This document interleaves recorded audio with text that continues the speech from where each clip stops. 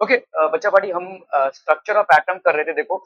और structure of atom में हमने देखा 1s 2s 2p 3s 3p 3d 4s 4p 4d 4f ऐसा होगा, ठीक है। ओके, सो आपका यहाँ पे देखो जो अरेंजमेंट है वो कैसा है, ठीक है। फॉर वन इलेक्ट्रॉन स्पीशीज, जितने भी वन इलेक्ट्रॉन स्पीशीज होते हैं जैसे hydrogen and hydrogen like species, energies of orbital solely depends on the principal quantum number. तो 1s की वैल्यू जो है वो 2s से कम है, 2s और 2p की वैल्यू ऑलमोस्ट सेम है। मतलब यहाँ पे डिपेंडेंसी सिर्फ n से है, ठीक है। 2s और 2p की वैल्यू ऑलमोस्ट सेम है। 3s 3p 3d हो गया भाई साहब, 4s 4p 4d इनका सब सेम होगा। तो 1s is less than 2s is equal to 2p, this is less than 3s is equal to 3p is equal to 3d, this is less than 4s is equal to 4p is equal to 4d is equal to 4f and so on and so forth, ठीक है। for n is equal to 2s and 2p are degenerate orbitals, for n is equal to 3s and 3p are the degenerate orbitals, for n is equal to 4s 4p 4d and 4f are the degenerate orbitals, ठीक है। hence for hydrogen and hydrogen like species the energy of the orbitals आपका will only depend on the value of n। यहाँ पे भाई साहब सिर्फ n की value पे ही डिपेंड करेगा, ठीक है। So degenerate orbitals, orbitals have the same energy level, the orbitals having the same, अगर आपका सेम एनर्जी होता है तो अपन उनको क्या बोलेंगे, डीजेनरेट ऑर्बिटल्स। तो those orbitals which have the same energy are known as degenerate orbitals. although the shape of 2s and 2p orbitals are different, an electron has the same energy when it is present in the 2s orbital as well as when it is present in the 2p orbital। तो ध्यान से देखो यहाँ पे अगर electron 2s में है या 2p में है, it will have the same energy, ठीक है, फॉर वन इलेक्ट्रॉन स्पीशीज। तो इसलिए आपका 2s और 2p क्या हो जाएगा, डीजेनरेट ऑर्बिटल्स, ठीक है। although the shape of 2s and 2p orbitals are different, an electron has the same energy when it is present in the 2s orbital as well as when it is present in the 2p orbital in a single electron species। this is because both the orbitals have the same value of principal quantum number and hence the same energy. तो दोनों में भी आपका principal quantum number same होगा और same energy भी होगी, ठीक है। For multi electron species the energies of the order is 2s is lesser then 2p। ये आपका सिर्फ हाइड्रोजन लाइक स्पीशीज में होगा जहां पे एक इलेक्ट्रॉन है। अगर मल्टी इलेक्ट्रॉन स्पीशी होगा तो वहां पे आपका क्या हो जाएगा, 2p की वैल्यू 2s से ज्यादा होगी। मतलब अगर कोई मल्टी इलेक्ट्रॉन स्पीशी है, सोडियम हो गया, पोटेशियम हो गया, एनीथिंग, ठीक है। सो इन दैट अगर 2p में जो इलेक्ट्रॉन है उसका एनर्जी 2s वाले से ज्यादा होगा, ठीक है। For single electron species it will be this sequence, ये सीक्वेंस होगा। लेकिन फॉर मल्टी इलेक्ट्रॉन स्पीशीज यहाँ पे भाई साहब इससे इसका वैल्यू ज्यादा हो जाएगा, ठीक है। ओके, तो ये किस पे डिपेंड करेगा, मल्टी इलेक्ट्रॉन स्पीशीज एनर्जी किस पे डिपेंड करेगी, जिसकी जितनी higher value of n plus L होगी, जिसकी जितनी higher value of n plus L होगी। अब इस चार्ट को देखिए ध्यान से, ठीक है। ओके, जैसे मैं आपसे पूछूं अगर यहाँ पे 3s में आपका n प्लस एल का वैल्यू कितना है, s की वैल्यू कितनी है भाई साहब, जीरो। s में मतलब s है अगर, तो l की वैल्यू कितनी हो जाएगी, जीरो। और यहाँ पे n की वैल्यू कितनी है, 3, तो n प्लस एल की वैल्यू कितनी हो जाएगी, 3 प्लस जीरो, तो ये हो गया भाई साहब आपका 3, ठीक है। 3p की वैल्यू कितनी हो जाएगी, 3 प्लस 1, तो ये हो गया आपका 4। 3d की वैल्यू कितनी हो जाएगी, 3 प्लस 2, ये हो गया आपका 5। मतलब इसकी एनर्जी की वैल्यू 3 ले सकते हैं, इसकी 4 ले सकते हैं, इसकी 5 ले सकते हैं, ठीक है। यहाँ पे मुझे बताओ 4s की वैल्यू कितनी होगी, 4 प्लस 0 दैट इज 4, ठीक है। मतलब आप देखोगे तो 3p के बाद कौन सा भरा जाएगा, 4s भरा जाएगा। ये आपका क्राइटेरिया है। तो 3p के बाद आप 3d नहीं भरेंगे क्योंकि 3d आपका 5 है, लेकिन 4s आपका 4 है। तो 3p के इलेक्ट्रॉन के भरे जाने के बाद जो इलेक्ट्रॉन जाएगा वो 4s पे जाएगा, ना कि 3d पे, ठीक है, क्लियर है। तो 4s के बाद आपका आता है भाई साहब 3d आपका 5 है और ये वाला भी आपका 5 है, तो ऑब्वियसली इसको आप पहले भरेंगे उसके बाद इसको। This is how multi electron species में आप इलेक्ट्रॉन्स को भरेंगे, समझ में आ रहा है। तो मल्टी, अगर हाइड्रोजन लाइक स्पीशीज है तो सिंपल n की वैल्यू है, मतलब आपका 1s is lesser than 2s is equal to 2p, ठीक है, is lesser than 3s is equal to 3p is equal to 3d, is lesser than 4s is equal to 4p is equal to 4d, ऐसा चलता रहेगा भाई साहब आपका, is equal to 4 है, ठीक है। अभी देखो सिंपल है, अगर हाइड्रोजन लाइक स्पीशी है या हाइड्रोजन ही है तो उसमें कहाँ एक इलेक्ट्रॉन कहाँ जाएगा भाई साहब, क्या ही उसका कर लोगे, ठीक है। लेकिन मल्टी इलेक्ट्रॉन स्पीशीज में डिपेंड करेगा कि n प्लस एल की वैल्यू, जिसकी जितनी ज्यादा n प्लस एल की वैल्यू होगी उसकी उतनी ज्यादा एनर्जी होगी, the more will be the energy. Are we clear among this one, हम पीपल, हम समझ में आता हूं। ओके ओके ओके, भाई साहब उधर चलेगी।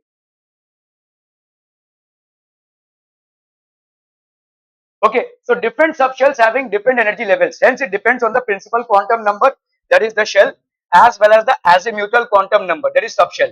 This is due to the mutual repulsion of electrons. Okay?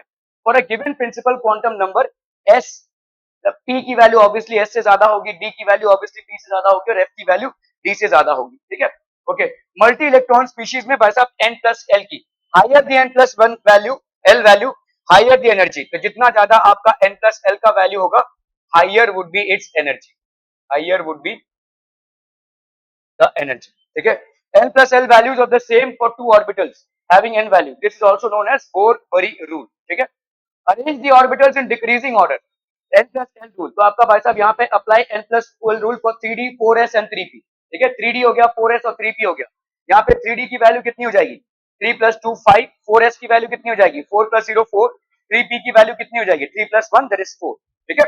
Okay, N plus L rule for आपका 3D, 4s और 3p. 3D की वैल्यू कितनी है? 5. 4s की वैल्यू कितनी है? 4 और 3p की वैल्यू कितनी है? 5. तो इसमें किसका ज्यादा एनर्जी हो जाएगा बोलो? इन दोनों का एनर्जी लेवल सेम होगा and this will be lesser than this. तो हम यहाँ पे क्या बोल सकते हैं भाई साहब? 4s, 4s है भाई साहब, 4s की वैल्यू अप्रोक्सीमेटली 3p के बराबर होगी.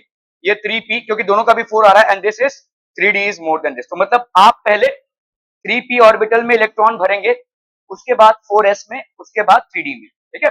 तो ये आपका बोर-बरी रूल है. फ्रॉम स्टेप 1 तो आप भाई साहब यहाँ पे क्या करेंगे? n प्लस l की वैल्यू लेंगे. In this case an orbital with a higher n value, an orbital with a higher n value, ठीक है, is higher in energy, hence among 4s 3p, 4s has the same higher energy. Thus the order of energy level for multi electron species यहाँ पे क्या हो जाएगा?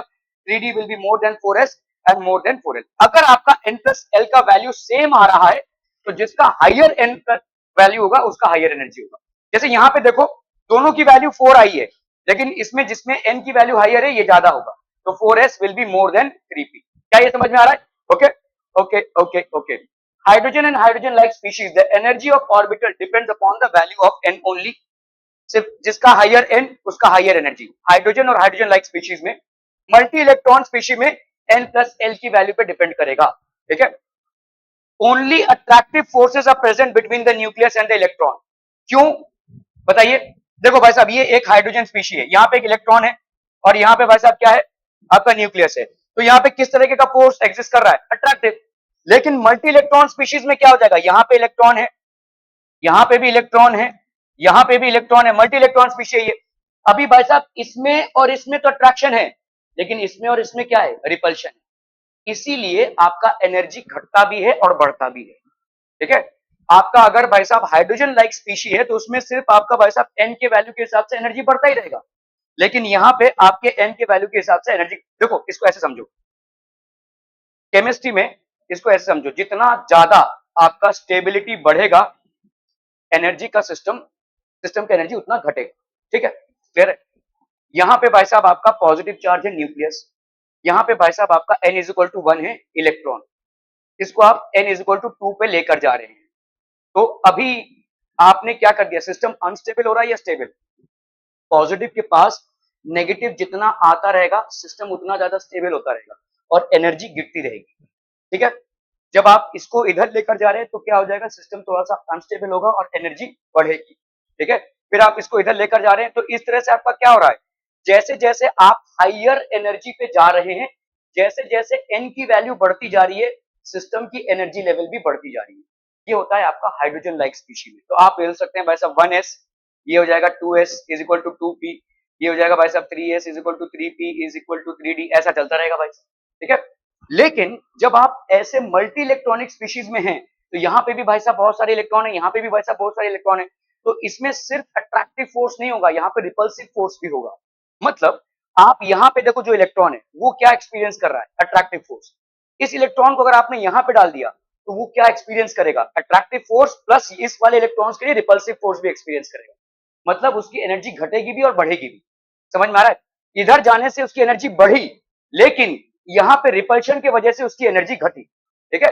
इसीलिए भाई साहब आपका यहाँ पे electrons experience attractive forces towards the nucleus as well as repulsive forces from the electron other electrons. तो यहाँ पे मल्टी इलेक्ट्रॉन स्पीशी में इस तरीके का तांडव आपको देखने को मिलेगा. ठीक है? क्लियर है? ओके. तो आपका यहाँ पे देखो 3s 3p 3d 2s 2p हो गया 1s. ये हो गया आपका देखो इस तरीके का एनर्जी लेवल। या अगर आपका हाइड्रोजन एटम है, if it is basically hydrogen atom 1s 2s 2p 3s 3p 3d, आपका टिपिकल मल्टी इलेक्ट्रॉन एटम क्या हो जाएगा 1s 2s 2p 3s 3p 4s 3d, ये हो जाएगा भाई साहब आपका मल्टी इलेक्ट्रॉन। क्लियर है, समझ में आ रहा है ये? Are we clear on this one people? Okay, the comparison between the energy of orbitals for hydrogen atom versus multi-electron atom. For a hydrogen atom, the energy of various orbitals increases as the principal quantum number increases, whereas for multi-electron species, the energy of various orbitals depends on L plus L value. तो आपके N plus L value के लिए ये depend करेगा, ठीक है? देखो यहाँ पे अगर आप देखोगे कोई कोई इलेक्ट्रॉन को आपने यहाँ पे पटक दिया, अभी ये भाई साहब इसके साथ अट्रैक्टिव फोर्स है, लेकिन इसके साथ इसका रिपल्सिव फोर्स है। अट्रैक्टिव फोर्स जो है वो एनर्जी को क्या करेगा भाई साहब, घटाएगा। रिपल्सिव फोर्स एनर्जी को बढ़ाएगा, ठीक है? सो ये भाई साहब आउटर इलेक्ट्रॉन है, तो it is experiencing both repulsion and basically attraction. तो इसको अपन बोलते हैं शील्डिंग इलेक्ट्रॉन। शील्डिंग इलेक्ट्रॉन मतलब ये वाला इलेक्ट्रॉन जो इधर आ गया है, ये इसको शील्ड कर रहा है, ठीक है? ये इसकी नेचुरल टेंडेंसी होगी इसकी तरफ जाना, लेकिन ये इसको नेचुरल टेंडेंसी इसको रिपल्स करेगा, ठीक है? सो इन हाइड्रोजन और hydrogen like species only attraction between electron and nucleus is present, but multi-electron species have more than one electron. Hence, along with electron-nucleus attraction, electron-nucleus repulsion is also present. ठीक है? Which among the एक के पास भी भाई साहब notebook नहीं है, एक को छोड़कर, तो सब यहाँ पिक्चर देखने आए हैं भाई साहब। इस प्लेटफॉर्म पे हैं ये पता नहीं। Which among the following options shows the energies of orbitals of a hydrogen atom in correct order? तो हाइड्रोजन एटम है, तो यहाँ पे एक इलेक्ट्रॉन स्पीशी है, तो कौन सा भाई साहब करेक्ट ऑर्डर होगा? देखो क्या ये करेक्ट ऑर्डर होगा? नहीं, ठीक है? 3s is equal to 3p is equal to 3d is less than 4s is equal to 4p, ये आपका करेक्ट ऑर्डर होगा। क्या ये करेक्ट ऑर्डर होगा? नहीं, ठीक है? दिस विल ऑल्सो नहीं, ये भी करेक्ट ऑर्डर नहीं, यहाँ पे इक्वल टू होगा, ठीक है? ये भी आपका करेक्ट ऑर्डर नहीं होगा, तो this will be the correct order, hydrogen like species, ठीक है? क्लियर है? Okay, so option C is the correct option. Okay, which of the following quantum numbers for orbitals in a hydrogen atom has a greater energy of electrons? n is equal to 3, l is equal to 2, m is equal to plus 1। बोलिए भाई साहब, n is equal to 3 हो गया, यहाँ पे m की value कुछ matter करती है? नहीं, तो n प्लस l की वैल्यू कितनी हो गई? 3 प्लस 2 हो गया 5। यहाँ पे बोलो भाई साहब 3 प्लस 1 हो गया 4, तो किसका ज्यादा हो गया? 1 का, ठीक है? Since h is a single, ओ हाइड्रोजन एटम है, ओके ओके, सिर्फ n की वैल्यू मैटर करेगी, तो यहाँ पे भाई साहब आपका दोनों का इक्वल हो जाएगा, ठीक है? Electrons have the same energy, both will be equal. Hydrogen या हाइड्रोजन लाइक स्पीशीज में सिर्फ n को हम कंसीडर करेंगे, तो l का भी कोई कंसीडरेशन नहीं है और m का भी, यहाँ पे l का भी और m का भी कोई कंसीडरेशन नहीं है, दोनों की value n is equal to 3 है, तो दोनों की एनर्जीज भी बराबर हो जाएगी। अगर यही मल्टी इलेक्ट्रॉन होता तो क्या होता था? ये 5 है ये 4 है, इसकी एनर्जी इससे ज्यादा हो जाती है, ठीक है? क्लियर है? Okay, which of the following electronic levels would allow the hydrogen atom to absorb a photon but not emit a photon? यहाँ पे कौन सा which of the following electronic levels would allow the hydrogen atom को photon तो absorb करने देगा but not emit a photon? देखो absorb जब आप करते हैं तो लोअर से हायर में जाते हैं, और एमिट जब आप करते हैं तो हायर से लोअर में आते हैं, ठीक है? Okay, so among the given electron species 3s 2s and 2p are the ones that can absorb and emit a photon and can jump to higher and lower electronic levels, ठीक है? देखो ये आपका इलेक्ट्रॉन है, ये 1s 2s, ये आपका भाई साहब है let's say 1s 2s 3s, ऐसा जा रहा है भाई साहब, ठीक है? 2p among the given electronics 3s 2s and 2p are the ones, देखो हाइड्रोजन का भाई साहब, यहाँ पे हाइड्रोजन का क्या होता है? 1s है ना भाई साहब, 1s ही तो है और क्या है, ठीक है? जब तक वो 1s में रहेगा तब तक वो क्या करेगा? उससे नीचे आ सकता है क्या? वो नहीं आ सकता, तो अभी वो एनर्जी ऑब्जॉर्व करके ऊपर ही जाएगा, 2s में जाए 2p में जाए 3s में जाए 3p में जाए, ठीक है? तो जो 1s में है this can only absorb, it can not emit, ठीक है? जो 3s में है वो 1s में आ सकता है क्योंकि वो उसका नेचुरल स्टेट नहीं है, तो ये 3s से 4s में भी जा सकता है, तो ये ऑब्जॉर्ब भी कर सकता है और भाई साहब एमिट भी कर सकता है, ठीक है? 2p में है 2p से 1s में भी आ सकता है, तो अगर वो आ रहा है नीचे तो एमिट करेगा, ऊपर जा रहा है तो एब्जॉर्ब। 2s है 2s से 1s में आ सकता है, तो अगर ऐसा करता है तो एमिट करेगा वरना अब्जॉर्ब, ठीक है? सो इन तीनों में भाई साहब एमिशन और अब्जॉर्प्शन पॉसिबल है, इसमें सिर्फ अब्जॉर्प्शन पॉसिबल है, ठीक है? तो इसीलिए which of the following electronic levels would allow the hydrogen atom to absorb a photon but not emit a photon? इससे नीचे वो नहीं गिर सकता, 1s is the last stage, उससे नीचे वो नहीं गिर सकता, तो अगर नहीं गिर सकता तो एमिट भी नहीं करेगा, वो सिर्फ अब्जॉर्ब करेगा, ठीक है। So it does not emit a photon, it can only absorb a photon, ठीक है, क्लियर है। Which among the following options is the correct sequence for the energy of the orbitals of multi-electron species? ठीक है, multi electron species में क्या matter करता है, n plus L, ठीक है, n प्लस एल मैटर करता है। 4p का बताओ n प्लस एल कितना हो जाएगा, 4p, p मतलब हो गया 1, 4 प्लस 1 5, ये कितना हो गया 3d मतलब 5, ये कितना हो गया 4s मतलब 4। क्या ये सही है, रॉन्ग है भाई साहब, ठीक है, ओके। अगर इसको सही से लिखना था तो कैसा लिखेंगे हम, बोलो भाई साहब, 4s पहले आएगा, उसके बाद क्या आएगा, जिसका n ज्यादा वो, इन दोनों में से n किसका ज्यादा, इसका, तो ये होगा 3d और ये होगा भाई साहब 4p। क्या ये समझ में आ रहा है, this would have been the right sequence, n plus L rule के हिसाब से। 3 प्लस 2 5 है, ये भी आपका 4 प्लस 1 5 है, जिसका n भारी उसका थोड़ा सा एनर्जी लेवल भारी। ओके, यहाँ पे आते हैं भाई साहब, यहाँ पे बोलो 4 प्लस 0 तो ये हो गया 4, 4p मतलब 4 प्लस 1 5, 3 प्लस 2 5, क्या ये सही है, it is not correct, because यहाँ पे 3d आना चाहिए था और यहाँ पे 4p आना चाहिए था, ठीक है। ये वाला देखो ध्यान से, 4s मतलब 4 प्लस 0 4, 3 प्लस 2 5, 4 प्लस 1 5, क्या ये सही है, ये सही है, क्योंकि यहाँ पे देखो n आपका ऐसा है, तो this will be the correct option, क्योंकि यहाँ पे देखो 5 और 5 जब एक हो जाएगा ना, तो n की जिसकी वैल्यू हाइयर होगी वो हाइयर एनर्जी लेवल पर, इन दोनों में से n की वैल्यू किसकी हाइयर है, इसकी, 4 की वैल्यू, ये आपका भाई साहब सही है। इसको देख लेते हैं 3d, 3d मतलब कितना हो जाएगा 3 प्लस 2 5, ये आपका 4s है, 4 मतलब ये तो होगा ही नहीं भाई साहब, ठीक है, और ये 4p कितना, आगे जाने की जरूरत नहीं, यही गलत हो गया आपका, ठीक है, क्लियर है। So this will be the correct option, n plus L rule दिखाइए, देखो यहाँ पे 5, ये 4 और ये 5 हो गया भाई साहब, तो आपका करेक्ट ऑप्शन क्या हो जाएगा, finding correct sequence as 4s has the lowest value, 3d and 4p have the same value but 4p has a higher n value। तो जब भी आपका क्लैश हो रहा है n plus l रूल में, जिसका हाइयर n वैल्यू होगा that will have a higher energy level, clear है, okay. The screening of the outer shell electrons from the nucleus by the inner shell electrons is called the shielding effect। तो आपका भाई साहब ये जो outer shell electrons हैं, इनका जो स्क्रीनिंग हो रहा है मतलब शील्डिंग हो रही है भाई साहब, ठीक है, is known as the shielding effect. In other words, electrons in the inner shells act as a screen or shield and reduce the nuclear force of attraction over the outermost electrons, which is said to be shielding effect or screening effect, ठीक है।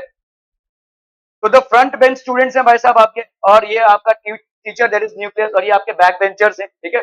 The front benchers of the classroom screens the interaction of the back benchers of the class. जब आप back bench पे बैठते हैं तो obviously भाई साहब थोड़ा सा आपका फोकस भी गिरता है, थोड़ा सा क्या पूरा ही गिर जाता है, सामने यहाँ पे फोकस नहीं रहता, बाहर, ठीक है। Thus, the attention of the teacher towards the backbench students would decrease because of the screening of the front bench students. This scenario represents the attraction of the nucleus on the outermost electron is less due to the shielding। तो जब outermost electron पे आएंगे आप, तो इसकी shielding सबसे ज्यादा होगी, ठीक है, क्योंकि इसको रिपल्शन इस वाले लेयर से भी मिल रहा है, इस वाले लेयर से भी मिल रहा है, अट्रैक्शन यहां से मिल रहा है, लेकिन साइमल्टेनियसली यहां से रिपल्शन भी मिल रहा है, जिसके वजह से भाई साहब इसकी एनर्जी क्या हो जाएगी, डिक्रीज होगी, ठीक है। इसकी एनर्जी मतलब इसकी एनर्जी बढ़ जाएगी, इसकी अनस्टेबिलिटी बढ़ेगी तो एनर्जी भी बढ़ जाएगी, ठीक है, क्लियर है। Impact of shielding effect, the nuclear force felt by the outer shell electron decreases because of the shielding effect। The net positive charge experienced by the outer electrons is known as the effective nuclear charge। अभी effective nuclear charge क्या होता है, देखो nucleus में आपका Z है, number of atomic numbers, लेकिन जो आउटर मोस्ट ऑर्बिट में इलेक्ट्रॉन है, क्या ये पूरे फोर्स को फील कर पाएगा, नहीं, क्योंकि बीच में आपके इलेक्ट्रॉन्स हैं जो इस पूरे फोर्स को फील नहीं करने देंगे, ठीक है। एटॉमिक चार्ज जो है वो क्या होगा, आपका न्यूक्लियस में जो सेंट्रल पॉजिटिव चार्ज है, the nuclear force felt by the outer shell electron decreases because of the shielding effect. The net positive charge experienced by the outer electrons is known as the effective nuclear charge. The effective nuclear charge भाई साहब आपका क्या हो जाएगा, Z minus sigma, where sigma is the screening constant. हर एटम के लिए एक स्क्रीनिंग कांस्टेंट होता है, ठीक है, तो ये आप नहीं एक्सपीरियंस कर पाएंगे, ये हो जाएगा आपका माइनस सिग्मा, ठीक है। So electrons outside have no effect on the electron of India. आपके जो बाहर वाले इलेक्ट्रॉन्स हैं उनका इन पे कोई इफेक्ट नहीं होता है, लेकिन अंदर वाले जो इलेक्ट्रॉन्स हैं उनका बाहर पे इफेक्ट होगा। तो बाहर वाले जो इलेक्ट्रॉन्स हैं they are constantly experiencing a strong nuclear force of attraction due to the centrally positively charged nucleus। However, as their distance increases, they will experience a repulsive force from the electrons which are in between the shells, ठीक है, इन, और ये आपका screening effect है, this is basically your screening effect, ठीक है। The extent of shielding depends on the shell and shape of the orbital. The shielding effect for a subshell also depends on how close the electron in an orbital is due to the nucleus.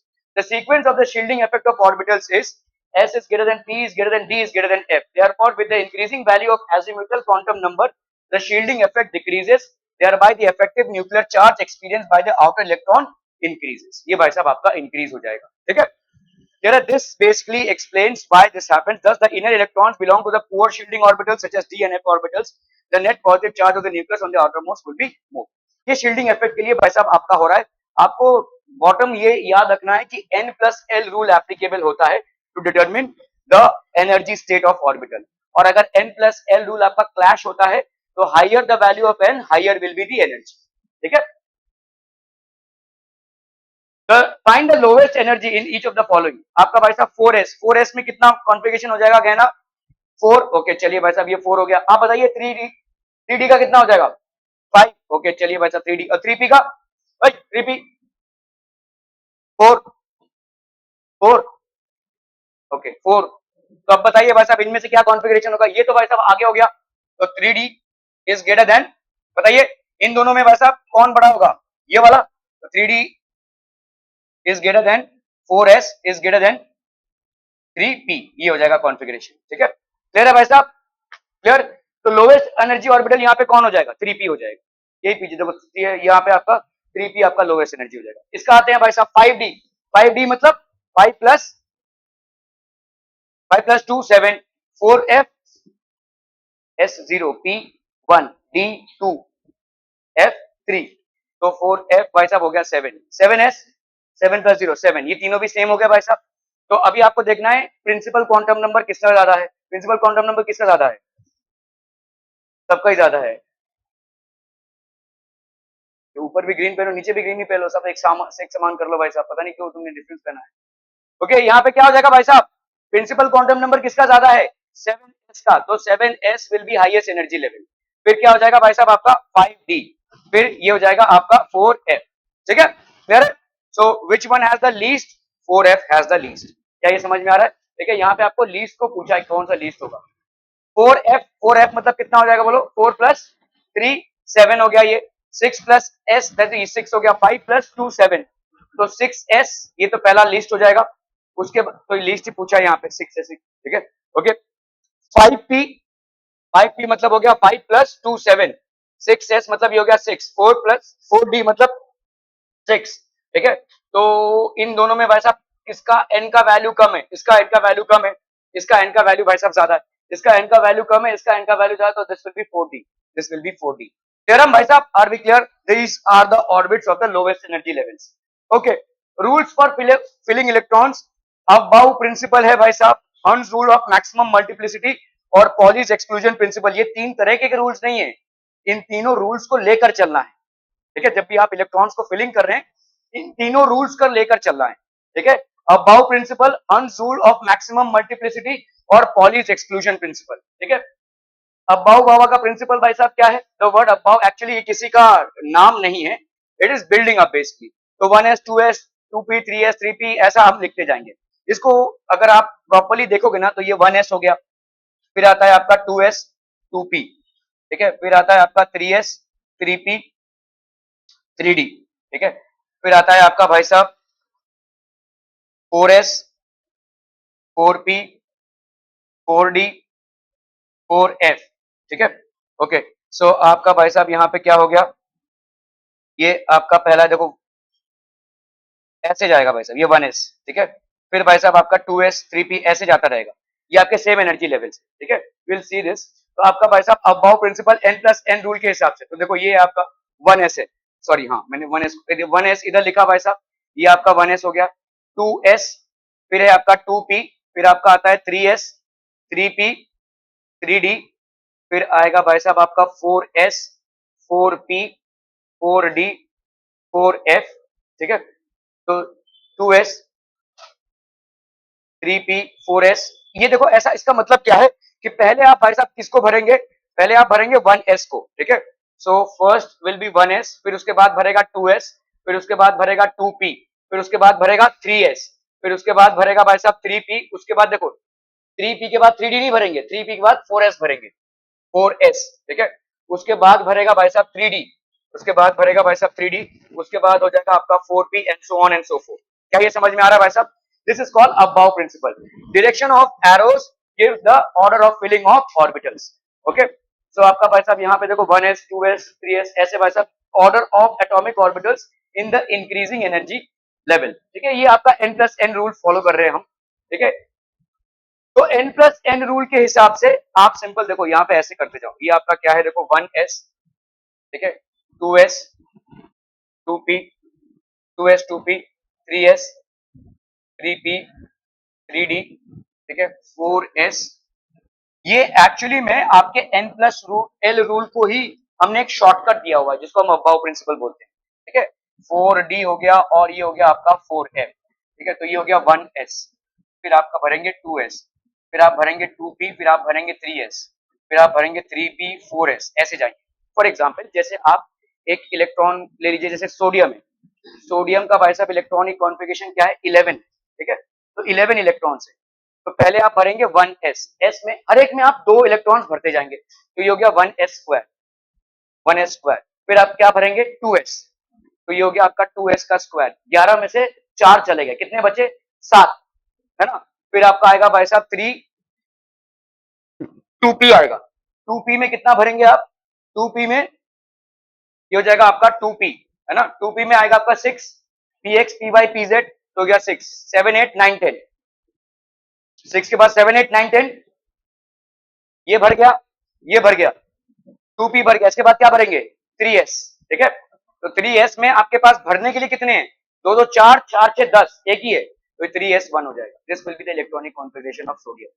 इस तरह से जो पहले आप 281 लिखते थे ना वो गलत है, ठीक है। This is the correct way of representing it, समझ में आएगा, ठीक है। ओके, कोई भी उठा लो भाई साहब, यहाँ पे जैसे क्लोरीन है, क्लोरीन का कितना है 17 है ना, ठीक है।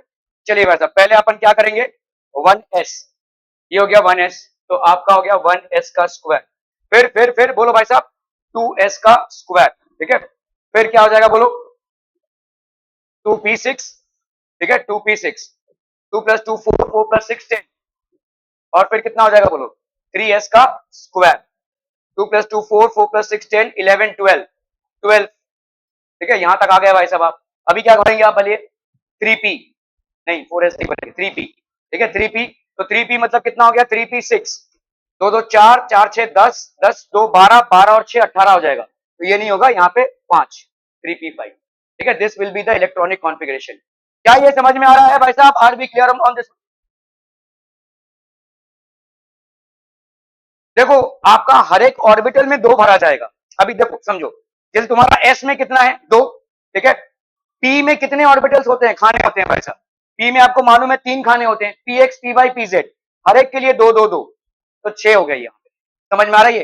तो इसीलिए हम टोटल p का 6 ले रहे हैं। Clear clear clear. d में आपके कितने खाने हैं भाई साहब 5, 1 2 3 4 5, तो d की कैपेसिटी कितनी हो गई भाई साहब 10। अगर आप भाई साहब यहाँ पे 3d पे पहुंचते हैं तो 3d की वैल्यू कितनी हो जाएगी 3d 10। अरे वो विवाह करा के आएंगे भाई साहब, आप कहां उसको मार रहे हैं। एक तो विवाह से आप उसको लेकर आ गए, कल है विवाह, आज नहीं है कल है इनके हिसाब से। हाँ तो वैसे ही आगे आज आ गया वो। हाँ हाँ बताया नहीं, बताओ। जाता होगा पत्ते उत्ते खेलने कहीं पे, और क्या, दिवाली का मौसम चल रहा है भाई साहब, यही तो है। ओके 1s 2s 2p भाई साहब, ये हो गया 1s 2s 2p हो गया, ये समझ में आ रहा है। अच्छा ये था आपका Aufbau principle. Now we will come to Hund's rule of maximum multiplicity. अभी देखो जैसे समझो यहाँ पे 1s है 2s है, आपके पास और कितने इलेक्ट्रॉन्स बचे हैं, लेट्स से कोई स्पीशी है, कोई स्पीशी है, आपने 1s भर दिया 2s भर दिया। अभी 2s के बाद आप किसमें जाएंगे 2p में, 2p में आपके 3 खाने होते हैं, है ना, इलेक्ट्रॉन्स भरने के, हर एक में 2 खाने, 2 भरे जाएंगे। आपके पास भरने के लिए 3 इलेक्ट्रॉन्स हैं, ठीक है। अभी इसको समझिए, तो एक अरेंजमेंट आपने ऐसा कर दिया, ठीक है, और एक अरेंजमेंट में आपने क्या किया, तीनों खाने में एक एक इलेक्ट्रॉन डाला। Hertz rule of maximum multiplicity क्या बोलता है कि स्पिन जो होता है उसका वैल्यू होता है प्लस, हाफ या माइनस हाफ, तो एंटी क्लॉकवाइज का प्लस हाफ और इसका minus half, spin quantum number. तो यहाँ पे क्लॉकवाइज एंटी क्लॉकवाइज कितना हो गया, प्लस हाफ माइनस हाफ 0, यहाँ पे plus half, let's say plus half हो गया, तो इसका टोटल कितना आ गया, प्लस हाफ। बाकी इन दोनों में तो 0 हो जाएगा। इसमें आते हैं, देखो इसमें, ठीक है, ये हो गया प्लस हाफ, ये हो गया प्लस हाफ और ये हो गया प्लस हाफ, कितना हो गया बोलो, 2.5, है ना, प्लस 2.5, ये वाला आपका सही होगा, दिस वुड बी करेक्ट, ठीक है। ये वाला आपका गलत हो जाएगा अगर आप इस तरह से फिलिंग करेंगे, ठीक है। सो ऐसे ऊपरी तौर पे तो हम ये बोल सकते हैं कि 1s² है, 2s² है और 2p3 है, लेकिन इस 2p3 का अरेंजमेंट कैसे है, ठीक है। अगर आपने ऐसे लिखा 1s², 2s², 2px2, p 2py1 and 2pz0, ये अगर आपने लिखा तो आप गलत हो जाओगे, क्योंकि आप ये फॉलो कर रहे हैं, ठीक है। आपको भाई साहब यहाँ पे करना है 1s², 2s², 2px1, 2py1, 2pz1, ये आपका भाई साहब हंस रूल ऑफ मैक्सिमम मल्टीप्लिसिटी बोलता है। मतलब यहाँ पे देखो ये 0, ये 0, ये 0, ये 0, इसका तो कोई लेना देना ही नहीं है, क्योंकि 0 होना ही होना, ये जब तक भरा नहीं जाएगा आगे वाले पे आप जाएंगे नहीं, ठीक है। यहाँ पे भाई साहब आपका हो गया plus half minus half, cancel, 0 बचा प्लस हाफ, और यहाँ पे हो गया plus half plus half plus half, तो ये हो गया आपका भाई साहब 2.5 प्लस 2.5 हो गया भाई साहब, तो यहाँ पे हो जाएगा आपका। So in other words, whenever degenerate orbitals are available, pairing of electrons in these orbitals takes place only when these are singly occupied by an electron. तो 1s², 2s², 2p3 दोनों के लिए सही है, लेकिन अगर आप अंदर ही अंदर जाएंगे तो ये अरेंजमेंट होगा, this would be the arrangement, ठीक है। इसी को हम बोलेंगे हंस रूल ऑफ मैक्सिमम मल्टीप्लिसिटी। ये आपका समझ में आ रहा है। तो आप जब खानों में अरेंज करते हैं, जैसे मैं आपको बोलूं, अगर जैसे जैसे जैसे भाई साहब आपका देखो, अभी हम डी ऑर्बिटल में आ रहे हैं, डी ऑर्बिटल में कितने खाने होंगे, 5, 1 2 3 4 और ये 5। अभी मैं इलेक्ट्रॉन्स भर रहा हूं, लेट्स से आपके पास 8 इलेक्ट्रॉन्स है, ठीक है, क्या समझ लो भाई साहब, यहाँ पे 5 इलेक्ट्रॉन्स, तुम्हारे पास 5 इलेक्ट्रॉन्स है जो तुम डी ऑर्बिटल में भर सकते हो। तुमने क्या कर दिया, 1 2 3 4 और ये 5, ठीक है, ये एक भरा। अभी समझ लो 1 2 3 4 5, एक तरीका तुम्हारा भरने का हो गया ये, ठीक है। 5 इलेक्ट्रॉन्स को 5 खानों में भरना है, तो तुम्हारा कौन सा सही हो जाएगा, ऊपर वाला कि नीचे वाला, नीचे वाला, क्योंकि नीचे वाले का भाई साहब कितना आ जाएगा, half half half half half, तो दिस विल बी 2.5। ऊपर वाले का ये 0, ये 0, ये प्लस हाफ, तो Hund's rule of maximum multiplicity से ये आपका फेवरेबल होगा और यही होगा, ठीक है। मतलब आप यहाँ पे क्या लिखेंगे, 2d का जितना भी आपका z² आता है, x² माइनस y² वगैरह वगैरह, तो इस तरह से आप भरेंगे इसको, ठीक है। 6 हुए तो आप भरिए, अगर 6 हो गए तो यहाँ पे आ गए। अब आपके पास ऑप्शन नहीं है, अब आपके पास ऑप्शन नहीं है, जहां पे आपका ऑप्शन होते हैं ना, वहां पे आप ऐसा कर सकते हैं, यहाँ पे आपके पास ऑप्शन ही नहीं है, आपको उसी में भरना पड़ेगा। 6 हुए, अगर 7 हुए तो ये, 8 हुए तो ये, 9 हुए तो ये, 10 हुए तो ये, ठीक है, क्लियर है, समझ में आ रहा है ये, तो वैसा है। लेकिन जब तक आपका भाई साहब ऐसा ऑप्शन रहेगा कि आप इसको वेकेंट नहीं छोड़ना है, जब तक आपके पास ऐसा ऑप्शन है कि हर एक में एक एक भरेंगे, तो हर एक में एक एक भरेंगे आप, ताकि वो मैक्सिमम मल्टीप्लिसिटी दे आपको, हंस रूल ऑफ मैक्सिमम मल्टीप्लिसिटी है, ठीक है। ओके, इसके बाद आता है आपका पॉलीज एक्सक्लूजन प्रिंसिपल। ये लास्ट प्रिंसिपल है जिसको आपको मद्देनजर रखना है before filling up of electrons in an orbital. तो आपका पॉलीज एक्सक्लूजन प्रिंसिपल ये बोलता है कि कोई भी दो इलेक्ट्रॉन का एटॉमिक ऑर्बिटल्स में सेम एड्रेस नहीं हो सकता।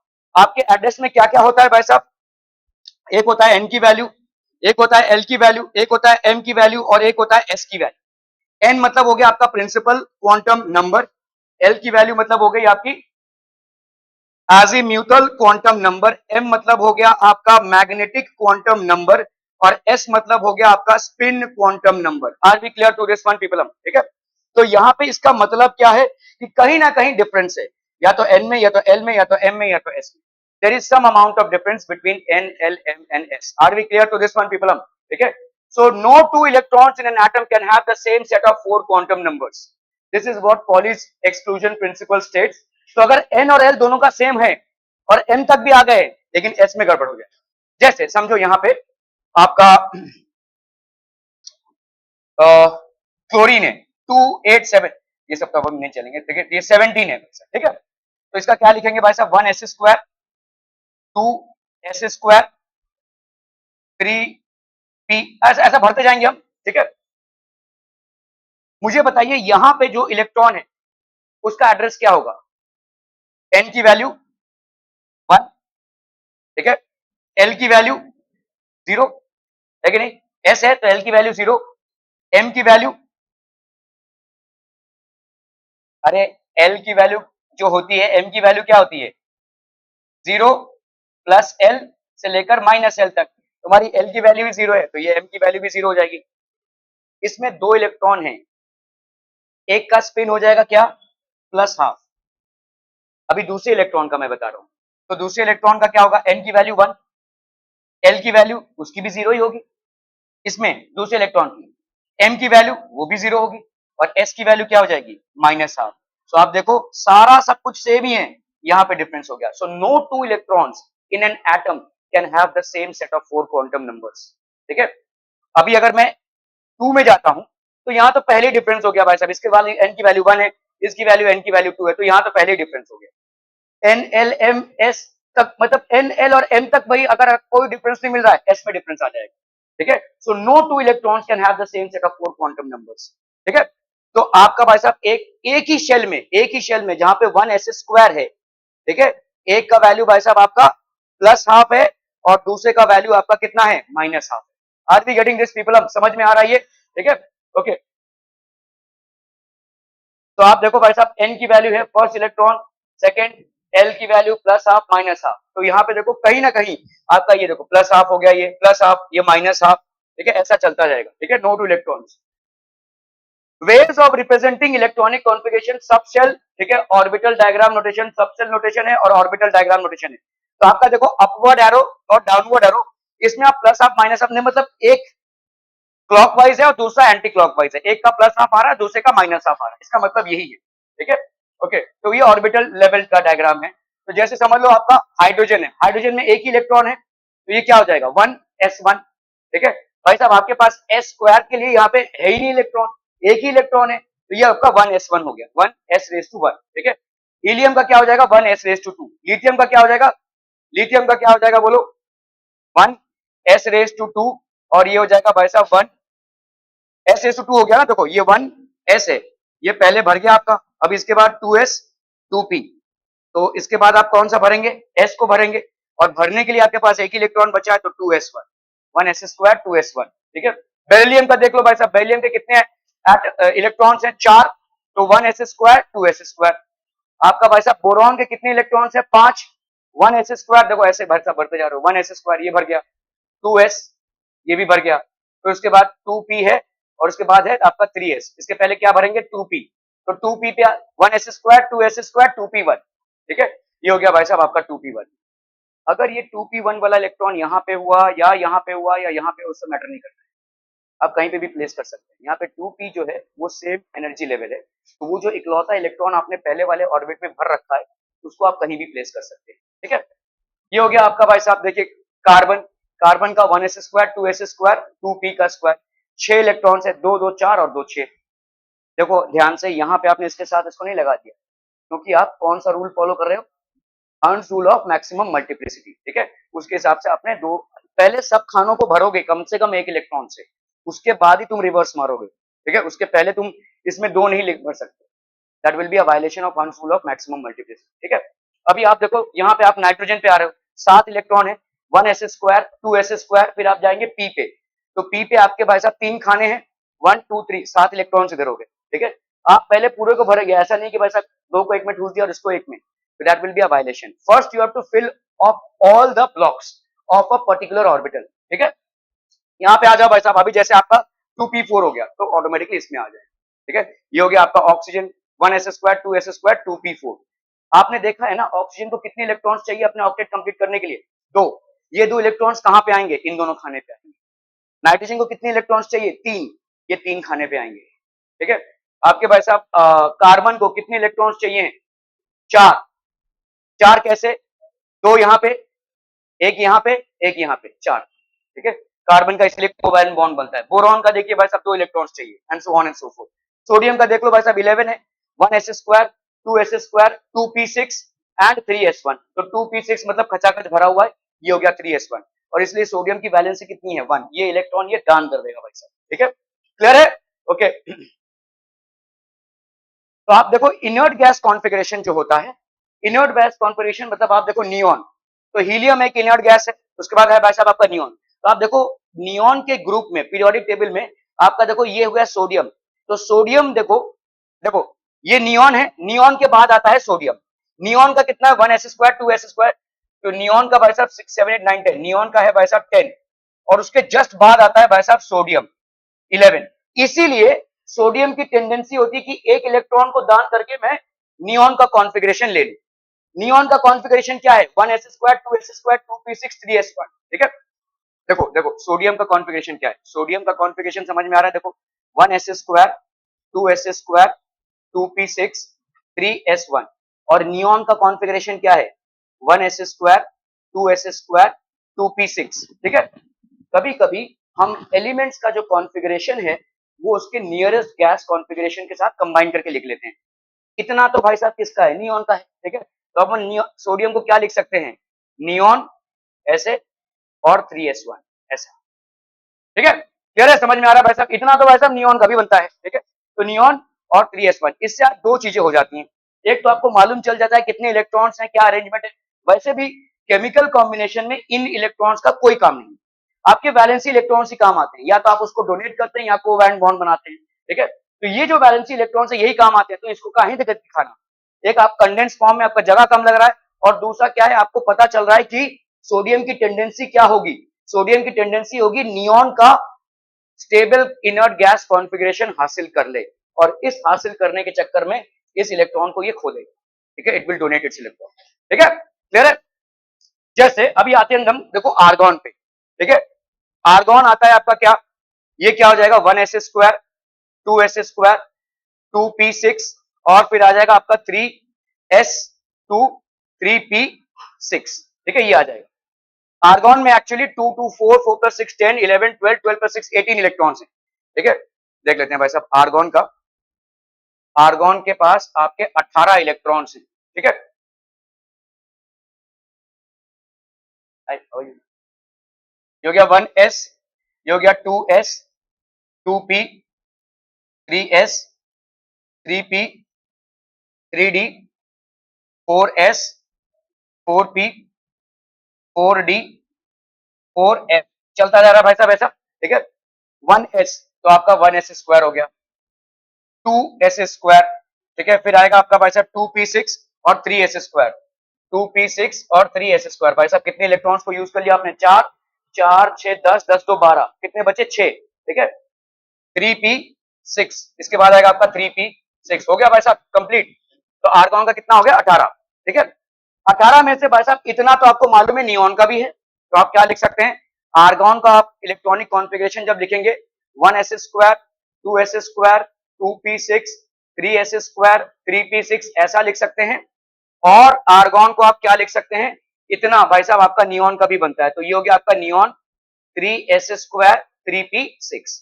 Are we getting this people, हम समझ में आ रहा है ये भाई साहब, ठीक है, क्लियर है क्लियर है क्लियर है, ओके ओके ओके। देखो आर्गॉन 3s² 3p6 ऐसे भी लिख सकते हैं हम कंडेंस फॉर्मेट, ठीक है। सोडियम का जैसे हमने लिखा हुआ है नियॉन और 3s1, ठीक है। आप हमेशा उस गैस को उठाएंगे जिस गैस के बाद ही वो एलिमेंट आ रहा है, ठीक है। तो ये आप जैसे आर्गॉन को भी आपने उठाया क्योंकि नियॉन के बाद आ रहा है, ठीक है। तो आपका देखो the electrons in the inner completely filled shells are known as core electrons, ये भाई साहब आपके केमिस्ट्री में काम के नहीं है, क्योंकि इनका कोई भी कॉम्बिनेशन नहीं होता है, ना ही आयनिक में और ना ही कोवैलेंट, ठीक है। Are known as the core electron that are added to electron shell with the highest principal quantum number, ठीक है। तो आपका देखो ये कोर इलेक्ट्रॉन्स, ये वाला आपका वैलेंस इलेक्ट्रॉन, इसका या तो दान होगा, या तो और एक्सेप्ट करेंगे, या तो आपका कोवैलेंट बॉन्ड बनाएंगे, ठीक है। ये हो गया भाई साहब आपके valency electrons, these are known as valency electrons. 3s² और 3p6 दोनों भी आपके वैलेंसी इलेक्ट्रॉन्स होंगे, ठीक है, जो आपके इसके बाहर आ रहे हैं, ठीक है। ये पूरा पूरा चैप्टर क्लोज है, ये पूरा पूरा चैप्टर क्लोज है, मतलब इसको अपन क्या लिख सकते हैं, argon is equal to neon, और फिर क्या हो गया 3s² 3p6, ठीक है, क्लियर है भाई साहब, okay. So applying rules for assigning electrons to the atomic level, the orbital diagram in which Hund's rule and Aufbau principle both are violated. तो हंस रूल भी वायलेट हुआ और अबाव प्रिंसिपल कौन सा हो जाएगा? हंस रूल वायलेट हो रहा है ये, क्योंकि ये वाला इधर आ रहा था, ठीक है, ये वायलेट हो गया भाई साहब, ठीक है, ये सही है। यहाँ पे टू पहले ये भरा जाना चाहिए था ना तुम्हारा, तो मतलब ये पहले यहाँ पे दो होना चाहिए था, उसके बाद तुम इसको डिस्ट्रीब्यूट करो ना, तो ये भी वायलेट हो गया है, ठीक है। यहाँ पे अबाउ प्रिंसिपल वायलेट हो गया, यहाँ पे अबाउ वायलेट हुआ है, क्योंकि 1s 2s² होगा तब जाकर वो उसमें जाएगा, है ना। 1s है, इसको पहले भरा, फिर 2s है भाई साहब, इसको पहले भरोगे, फिर उसके बाद 2p में जाओगे ना, तुम 2s को बिना भर के इलेक्ट्रॉन्स को इधर जा रहे हो, तो अबाउ प्रिंसिपल को तुमने वायलेट कर दिया। यहाँ पे तुमने हंस रूल को वायलेट किया है, क्योंकि यहाँ पे इसका इधर आना बनता था, ठीक है। यहाँ पे बताओ, अरे हो रहा है ना, यहाँ पे ये गया ना इधर, तुम इसको बिना भरे कैसे जा सकते हो इधर, ठीक है। ये वाला इलेक्ट्रॉन इधर, तो ये तुमने क्या वायलेट कर दिया? अबाव को वायलेट कर दिया। इधर बोलो, इसमें भी हो रहा है, हो रहा ना भाई साहब, अबाव इधर भाई साहब, 2s के बाद 2p है, 2s के बाद आपका 2p भरा जाएगा ना, तो ये आपका भी, ये भी अबाव हो गया, ठीक है। In which Hund's rule and Aufbau principle both are violated. तो कौन से में हंस रूल और अबाव दोनों भी वायलेट हो रहा है? यहाँ पे देखो, यहाँ पे आपका हंस रूल भी वायलेट हो रहा है, क्योंकि हंस रूल क्या बोलता है कि भाई साहब पहले सबको भरो, ठीक है, ये भी वायलेट हुआ है और अबाव भी वायलेट हुआ है, that is the reason this would be the correct option हो, ठीक है।